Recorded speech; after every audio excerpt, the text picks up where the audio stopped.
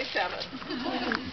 And my wonderful friend Greg Mosmanian, I did a CD cover for him, and then lo and behold, I thought, oh, maybe I could learn to play a little song on my violin.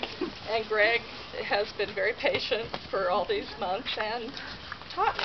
So good, Diane. It's been a lot of fun. How about the rest? Is he going to accompany you? My sister Jackie You'd get the hint. played the violin when she was young, and my niece Amelia, where are you?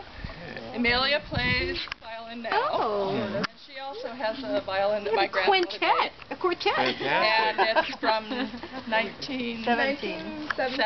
And Jackie has it. She stole it. Wow, well, we could take turns. But Jackie played the violin for many years, and I'll never forget, in college, Jackie came to my apartment, and in her bra and underwear. We want to see that again tonight.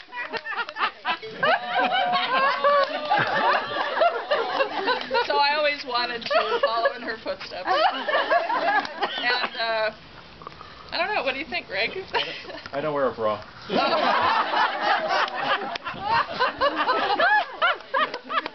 Training one.